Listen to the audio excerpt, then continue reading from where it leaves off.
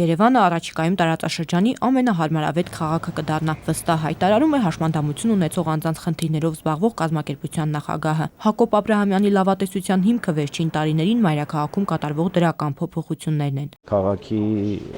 մատչելիության կարգավիճակը գնալով բարելավում է։ Քաղաքապետարանի որոշմամբ հաշմանդամություն ունեցող անձինք ավտոկայանատեղի համար տուրք այլևս չեն վճարում։ Միայն այս տարի մայրաքաղաքում 100 նոր թեքահարթակ է կառուցվել, այդքանն էլ մինչև տարեվերջ կկառուցվի։ Հասարակական կազմակերպություններն էլ են վերահսկում, որ անհրաժեշտ բոլոր նորմերը պահպանվեն, թեքահարթակները լինեն անվտանգ եւ հարմարավետ։ Մինչև ընդունումը աշխատանքի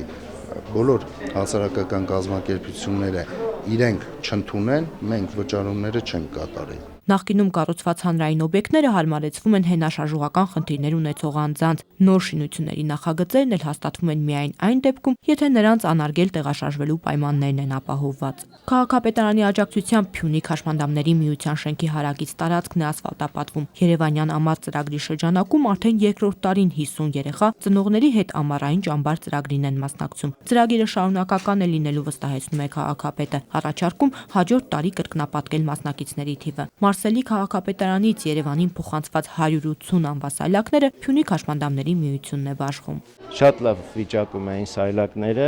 նույնիսկ օգտագործածները մեծ պահանջարկ ունեին։ Առաջիկայում քաղաքային տրանսպորտի պարկը 10 նոր ավտոբուսով կհամալրվի, որոնք հարմարեցված կլինեն հաշմանդամություն ունեցող անձանց։ Մայրաքաղաքի դրական փոփոխությունները նաև հենաշարժողական խնդիրներ ունեցող երեխաների ծնողներն են նկատել։ Նրանք քաղաքապետին երախտագիտություն են հայտնում, միաժամանակ առաջարկում Փյունիկ միության մոտով երթևեկող տրանսպորտը ուղևորներին միջև շինության տարածք հասցնի։ Խնդրում եք, շատ ենք խնդրում, այսպես գա նոր բարձրը։ Նոր ցանցը ունենալուց անպայման հաշվի ենք առնելու։ Գլխավոր Պողոտայի Նալբանդյան Հանրապետություն փողոցների միջև ընկած այգին բարեկարգվում է։ Մինչև հոկտեմբեր շինարարությունն ավարտված կլինի։ Երկու մեծ ջրավազաններին կփոխարինի 3 փոքրը։ Հենաշարժողական խնդիրներ ունեցողների համար էլ այգում 5 թեքահարթակ կլինի։ Նախկին ունեցած մեր կանաչ գազոնների մակերեսը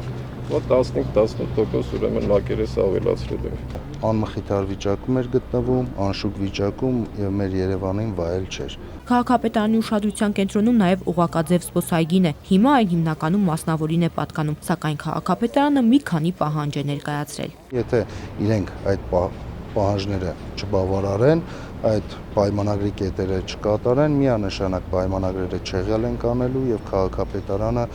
իր ուժերով այդ բարեկարգման աշխատանքները իրականացրի։ Տերյան փողոցն առաջիկայում կկապվի Ամիրյանին։ Դա նախատեսված էր գլխավոր հատակագծով։ Ճանապարհահատվածը զգալիորեն կբեռնաթափի մայրաքաղաքի կենտրոնի երթևեկությունը։ Համոզված եմ, այս փողոցը ավարտելուց հետո ամբողջ փոքր կենտրոնը այս հատվածի ինքը հնարավորություն կտա մի երակ եւս ավելանա, որ կարողանանք բացել։ Հոկտեմբերի սկզբին ավարտված կլինի նաև հյուսիսային Պողոտայի բարեկարգումը։ Այն իրականացնում է մասնավորը։ Պողոտայի 2 ծայրերում կգործեն զույգ շարժասանդուղքներ, կավելանա կանաչ զանգվածը, նստարանների քանակը։ Այս հատվածը երևանցիների կողմից սիրված հատված է եւ այս ընթացքում չկարողացան վայելել եւ նաեւ Երևանի հյուրերը, բայց համոզված եմ հաջորդ տարիների ընթացքում ինքը ավելի հարմարավետ, ավելի նորմալ վիճակում կանցնենք թե Երևանի հյուրերին, թե երևանցիներին։ Քաղաքապետը վստահ է, աշխատանքների ավարտից հետո կունենանք ներկայանալի եւ առավել գեղեցիկ Պողոտա։ Ազնիվ Կարապետյան, Հայարփի Միքայելյան, ժամը լրատվական։